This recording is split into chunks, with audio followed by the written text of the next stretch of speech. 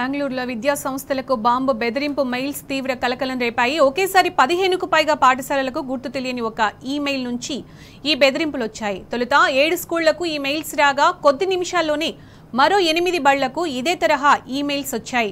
Bomb threat mails తో విద్యార్థులు ఉపాధ్యాయులు వణికిపోయారు. ముందస్తు చర్యల్లో భాగంగా స్కూల్స్ ను ఖాళీ చేయించారు పోలీసులు. కాగా బాంబు బెదిరింపులు వచ్చిన పలు పాఠశాలలను సందర్శించారు deputy CM DK Shivakumar. Mails పంపిన దుండగులపై చర్యలు తీసుకోవాలని ఆదేశించారు.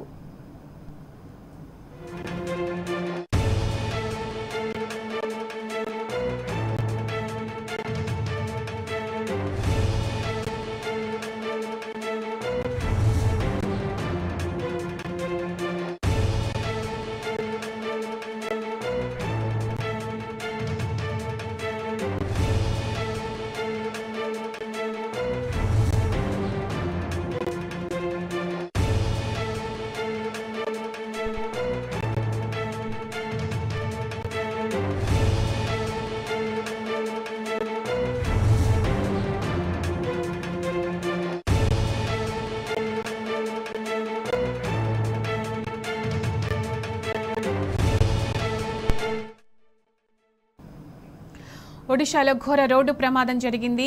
కెందుఝర్లో తెల్లవారుజామున వేగంగా దూసుకొచ్చిన ఓ వ్యాన్ ఆగి ఉన్న ట్రక్కును ఢీకొట్టింది. ఈ ఘటనలో 8 మంది మరణించగా మరో 8 మంది గాయపడ్డారు. ఘటనా స్థలిలో సహాయక చర్యలు ముమ్మరం చేసిన పోలీసులు బాధితులను స్థానిక హాస్పిటల్కు తరలించారు. ప్రమాద సమయంలో వ్యాన్లో 20 మంది ప్రయాణికులు ఉన్నారని తెలిపారు. మృతులను పొడమరి గ్రామానికి చెందిన వారిగా గుర్తించారు.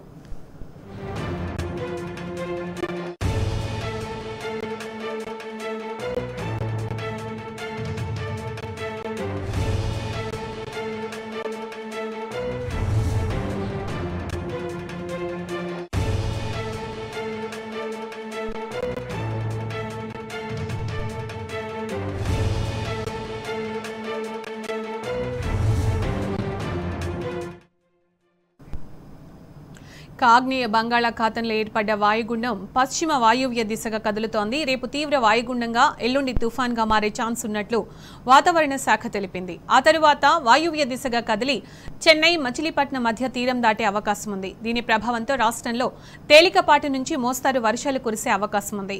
రేపు, ఎల్లుండి రాష్ట్రంలో పొడి వాతావరణం ఏర్పడుతుందని ఐఎండీ తెలిపింది. అటు ఈ నెల 4వ తేదీన రాష్ట్రంలో విస్తారంగా వర్షాలు కురుస్తాయని వాతావరణ శాఖ అంచనా వేసింది.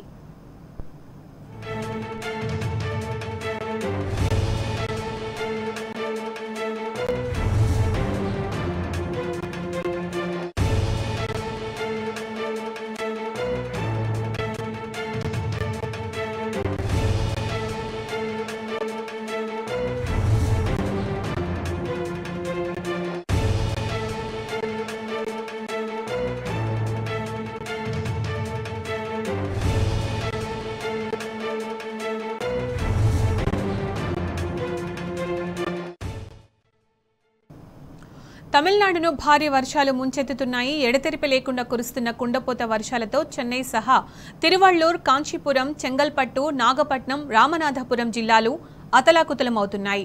వర్షాలు, వరదల తాకిడికి పలు ప్రాంతాలు చెరువులను తలపిస్తున్నాయి. ఇళ్లలోకి వరద నీరు చేరడంతో ప్రజలు గగ్గోలు పెడుతున్నారు. మోటార్లతో తోడిన ఆ నీటిని ఎక్కడ వదలాలో కూడా తెలియనంతగా వీధులు జలదిగ్బంధంలో చిక్కుకున్నాయని ఆవేదన వ్యక్తం చేస్తున్నారు. అధికారులకు చెప్పినా పట్టించుకోవడం లేదని ఆరోపిస్తున్నారు.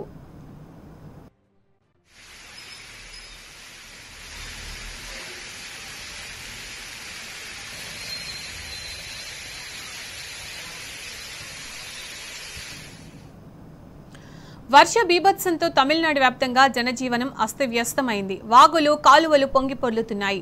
ప్రజలు ముప్పతిప్పలు పడుతున్నారు. కాగా రానున్న రోజుల్లో తుఫాను ప్రభావంతో భారీ నుంచి అతి భారీ వర్షాలు కురుస్తాయన్న ఐఎండీ హెచ్చరికలు మరింత భయాందోళనకు గురిచేస్తున్నాయి.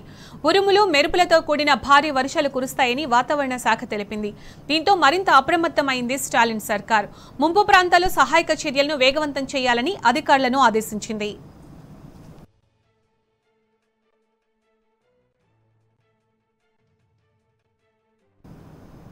అసెంబ్లీ ఎన్నికల పోలింగ్ ముగియడంతో ఈవీఎంలను స్ట్రాంగ్ రూముల్లో భద్రపరిచారు. జిల్లా కేంద్రాల్లో ఏర్పాటు చేసిన స్ట్రాంగ్ రూముల్లో ఈవీఎంలను భద్రపరిచారు.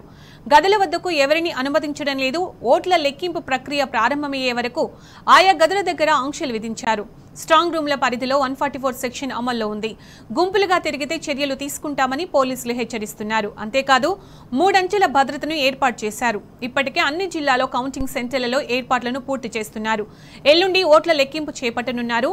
దీనికోసం జిల్లా కేంద్రాల్లో కౌంటింగ్ సెంటర్లను ఏర్పాటు చేశారు. హైదరాబాద్ సహా అన్ని జిల్లా కేంద్రాల్లో పలు విద్యా సంస్థలు కార్యాలయాల్లో కౌంటింగ్ సెంటర్లు సిద్ధం చేస్తున్నారు.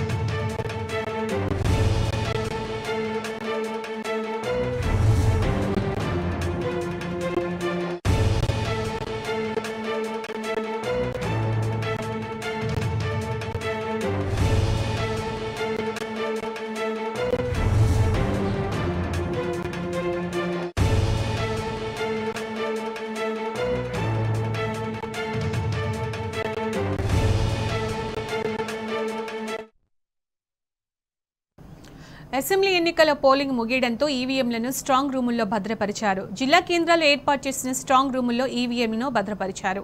గదుల వద్దకు ఎవరిని అనుమతించడం లేదు. ఓట్ల లెక్కింపు ప్రక్రియ ప్రారంభమయ్యే వరకు ఆయా గదుల దగ్గర ఆంక్షలు విధించారు. స్ట్రాంగ్ రూముల పరిధిలో 144 సెక్షన్ అమల్లో ఉంది. గుంపులుగా తిరిగితే చర్యలు తీసుకుంటామని పోలీసులు హెచ్చరిస్తున్నారు. అంతేకాదు 3 అంచెల భద్రతను ఏర్పాటు చేశారు. ఇప్పటికే అన్ని జిల్లాల్లో కౌంటింగ్ సెంటర్లలో ఏర్పాట్లను పూర్తి చేశారు. ఇక ఇదే అంశానికి సంబంధించి పూర్తి సమాచారం మా ప్రతినిధి లివిల్ లైవ్ లో అందిస్తారు. లివిల్, స్ట్రాంగ్ రూమ్ల దగ్గర ఎలాంటి సెక్యూరిటీ ఏర్పాటు చేశారు? ఎల్లుండి జరిగే కౌంటింగ్ కోసం ఏర్పాట్లు ఎలా ఉన్నాయి? అప్డేట్స్ ఏంటి లివిల్?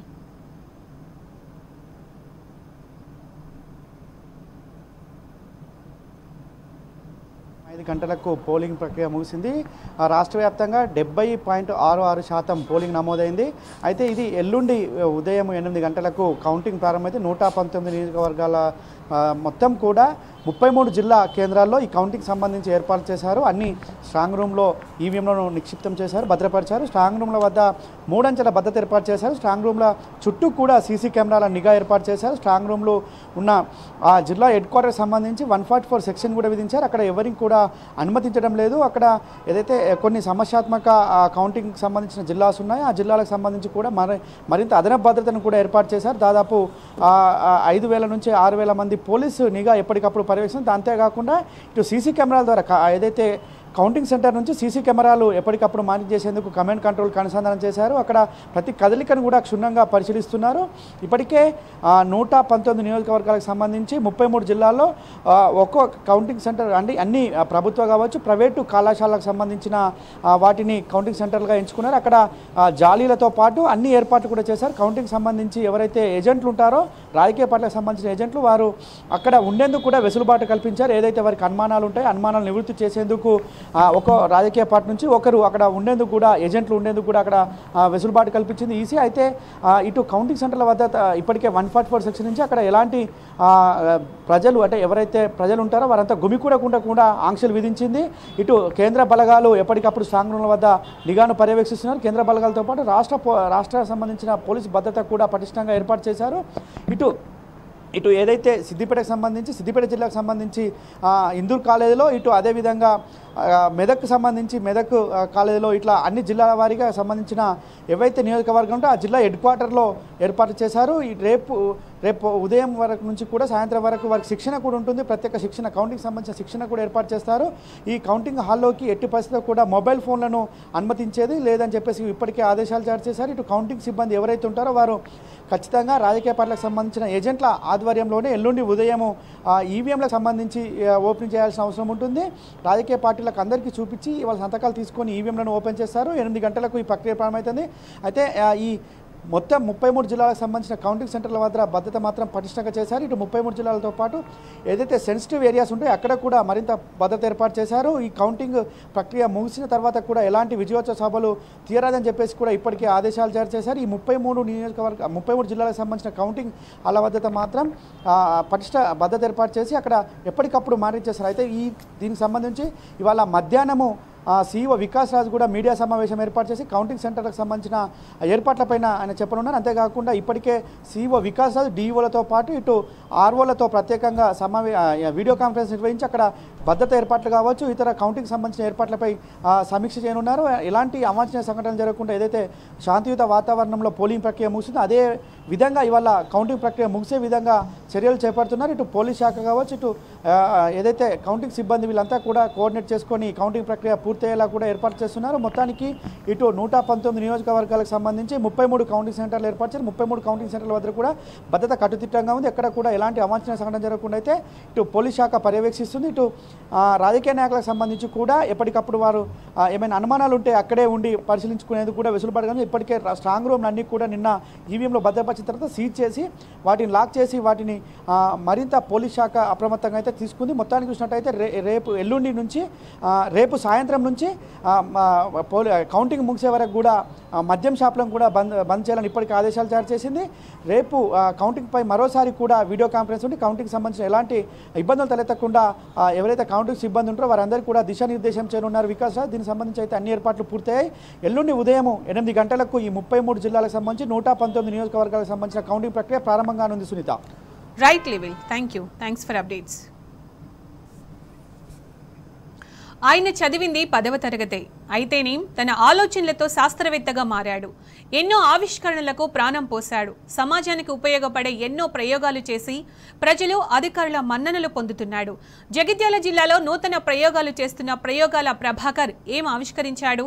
ఆయన ఆవిష్కరణలకు సమాజానికి ఎలా ఉపయోగపడుతున్నాయి? Watch the special report.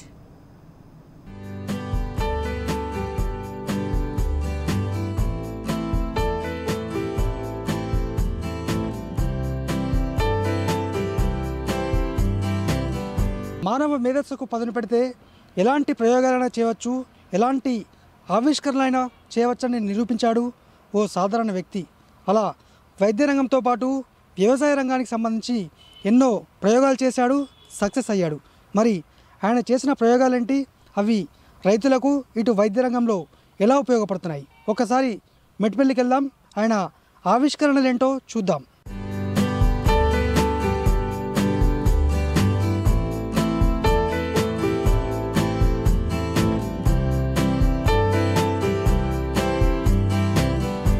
ఈయన పేరు అల్లాడి ప్రభాకర్. జగిత్యాల జిల్లా మెట్పల్లికి చెందిన ప్రభాకర్ వినూత్నమైన ఆవిష్కరణలతో అందరినీ ఆకట్టుకుంటున్నాడు. ఉన్నత చదువులు చదవకపోయినా సరికొత్త ఆలోచనలతో సమాజానికి ఉపయోగపడే ఎన్నో ప్రయోగాలు చేసి సక్సెస్ అయ్యాడు. ఈ నూతన ఆవిష్కరణలు అల్లాడి ప్రభాకర్ కు ఉపాధిని కల్పించడమే కాకుండా 10 మందికి ఉపాధి కల్పిస్తున్నాయి. నూతన ఆవిష్కరణలతో రాష్ట్ర ప్రభుత్వం నుంచి మంత్రి కేటీఆర్ చేతుల మీదుగా ఎన్నో అవార్డులను అల్లాడి ప్రభాకర్ అందుకున్నారు.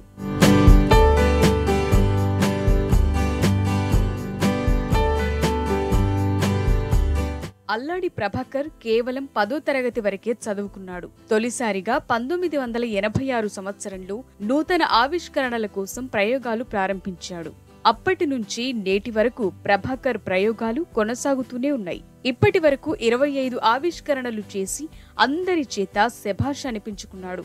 అవసరాలకు అనుగుణంగా సరికొత్త ఆవిష్కరణలు సృష్టించడం అల్లాడి ప్రభాకర్ ప్రత్యేకత. తొలుత అప్పటి అవసరాల కోసం ఆటోమేటిక్ జనరేటర్ కు రూపకల్పన చేశాడు.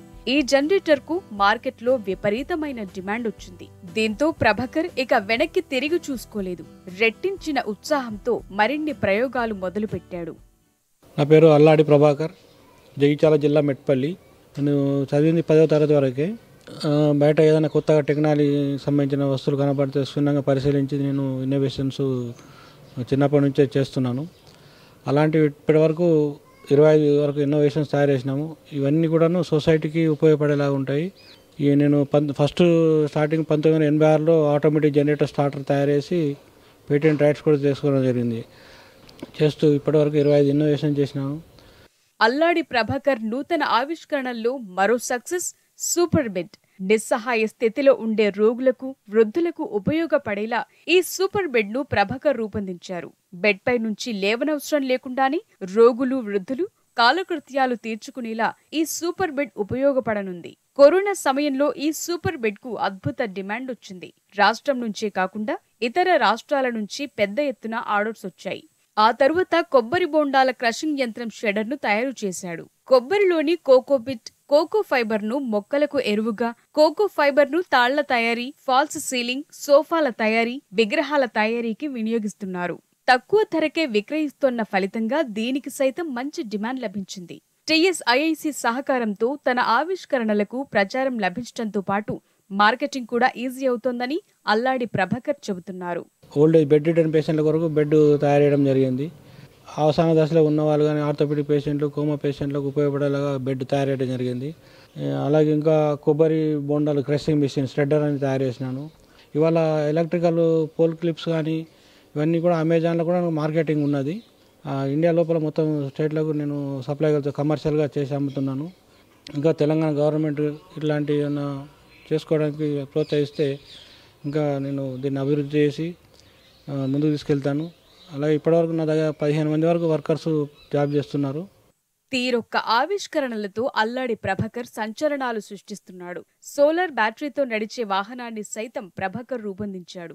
40 కిలోమీటర్ల వేగంతో నడిచే ఈ వాహనం టన్ను బరువు మోయగలుగుతుంది. చెత్త వాహనాల కింద మున్సిపాలిటీలకు, గూడ్స్ రవాణాకు దీన్ని వినియోగించొచ్చు. ఈ వాహనానికి పేటెంట్ లభిస్తే మరిన్ని తయారు చేస్తానని ప్రభాకర్ చెబుతున్నాడు. ఇక ఎండతో కరెంట్ ఉత్పత్తి అయ్యేలా, విద్యుత్ ఆదా చేసుకునేలా, గృహావసరాలకు అనుగుణంగా సోలార్ పరికరాన్ని సైతం ప్రభాకర్ రూపొందించాడు. ఇక రైతన్నల కోసం రూపొందించిన సోలార్ డ్రైయర్ నేడు వారికి ఎంతగానో ఉపయోగపడుతోంది.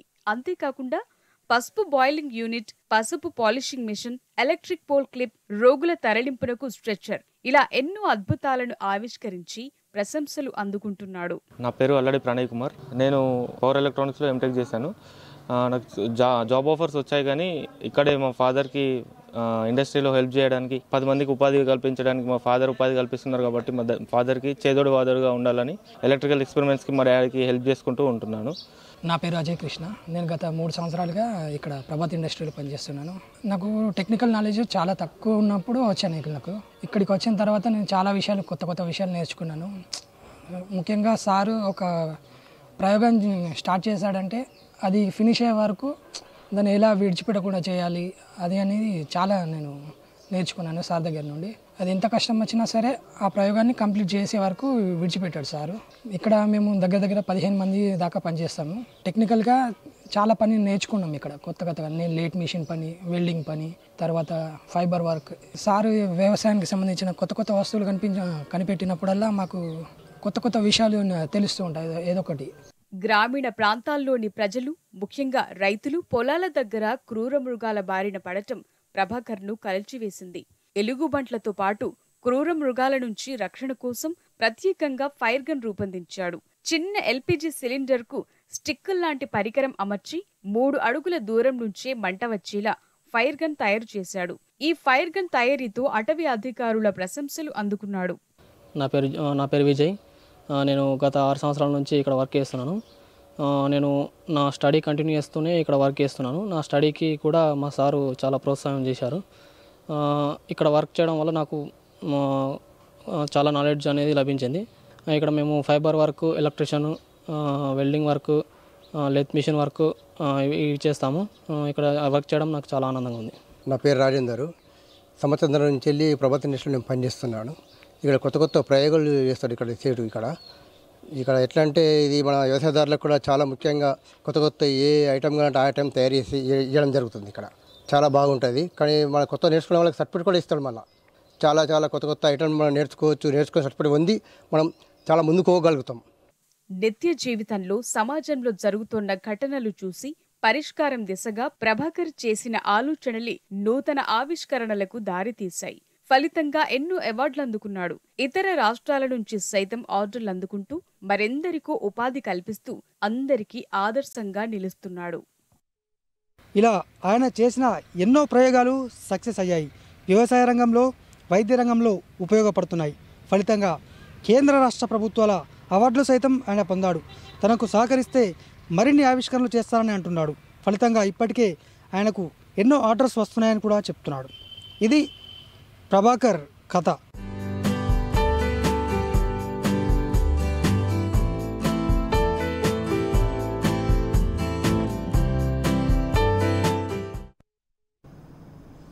భారత్కు బొగ్గు సరఫరాలో అదానీ కంపెనీ అగ్రస్థానంలో నిలిచింది. బొగ్గు దిగుమతుల కోసం కృత్రిమ కొరతలు సృష్టించి ప్రైవేటు కంపెనీలకు లబ్ధి చేకూర్చారు. బొగ్గు దిగుమతులపై all India power engineers federation పలు అనుమానాలు వ్యక్తం చేసింది.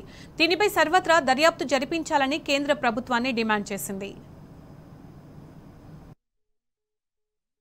దేశంలోని పలు థర్మల్ విద్యుత్ కేంద్రాల్లో నెలకొన్న బొగ్గు కొరత, విదేశాల నుంచి బొగ్గు దిగుమతులపై all India power engineers federation పలు అనుమానాలు వ్యక్తం చేసింది. దీనిపై స్వతంత్ర దర్యాప్తు జరిపించాలని కేంద్ర ప్రభుత్వాన్ని డిమాండ్ చేసింది. ఈ మేరకు ఏఐపిఈఎఫ్ ఓ ప్రకటన విడుదల చేసింది. డిస్కంలు వినియోగదారులపై భారం వేయకుండా విద్యుదుత్పత్తి కేంద్రాలు దిగుమతి చేసుకునే బొగ్గు అదనపు ధరను కేంద్రమే భరించాలని తెలిపింది. బొగ్గు దిగుమతులను పెంచడం ద్వారా పలు సంస్థలకు అనుచిత లబ్ధి చేకూరుతున్నదని, అంతర్జాతీయ మార్కెట్లో బొగ్గు ధర విపరీతంగా పెరుగుతుందని అభిప్రాయపడింది. కేంద్ర ప్రభుత్వం విద్యుత్ చట్టం 2003 కింద అసాధారణ అధికారాలను ఉపయోగించి దిగుమతి బొగ్గును తప్పనిసరిగా కొనుగోలు చేసి వినియోగించాలంటూ ఆదేశాలివ్వటం రాజ్యాంగ సూత్రాలకు విరుద్ధమని తెలిపింది. బొగ్గు దిగుమతుల వల్ల ప్రధాన లబ్ధిదారులు ఎవరనేది term of reference of the ఎంక్వైరీలో చేర్చాలని ఏఐపిఈఎఫ్ చైర్మన్ శైలేంద్ర దూబే తెలిపారు. దిగుమతి బొగ్గు ఆధారంగా పనిచేసే విద్యుత్ ప్లాంట్లు పూర్తి సామర్థ్యంతో పనిచేయాలని ప్రభుత్వం ఆదేశాలివ్వటం, అదేవిధంగా దేశీయ బొగ్గు ఆధారిత ప్లాంట్లు దిగుమతి బొగ్గు మిశ్రమాన్ని 4 నుంచి 6% పెంచాలని సూచనలు చేయటం వల్ల బొగ్గు దిగుమతులు భారీగా పెరిగాయని ఏఐపిఈఎఫ్ తెలిపింది. కేంద్ర ప్రభుత్వం ఈ ఏడాది మార్చిలో విద్యుత్ చట్టంలోని సెక్షన్ 11 కింద ఈ మేరకు ఆదేశాలు జారీ చేసింది. పెరిగిన విద్యుత్ డిమాండ్, దేశంలో సరిపడా బొగ్గు సరఫరా లేని కారణంగా దిగుమతి బొగ్గు ఆధారిత ప్లాంట్లు పూర్తి సామర్థ్యంతో పనిచేయాలని అందులో పేర్కొంది. మొదట ఈ ఆదేశాలను ఈ ఏడాది మార్చి 16 నుంచి జూన్ 15 వరకు అమలు చేయగా తరువాత 2024 జూన్ వరకు పొడిగించారు. విదేశాల నుంచి భారత్కు అత్యధికంగా బొగ్గు ఎగుమతి చేస్తున్న కంపెనీ అదానీ గ్రూప్దే. దేశంలో అత్యధికంగా థర్మల్ విద్యుత్ను ఉత్పత్తి చేస్తున్న కంపెనీ, బొగ్గును సరఫరా చేసే ప్రైవేట్ రైల్వే ర్యాక్స్ వ్యవస్థ కూడా అదానీదే.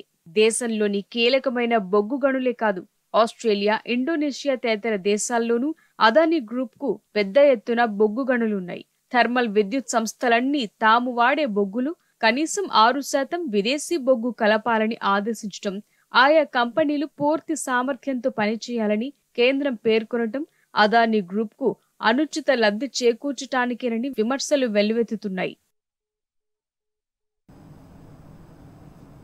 ఇవి బులెటిన్ విశేషాలు. నమస్తే.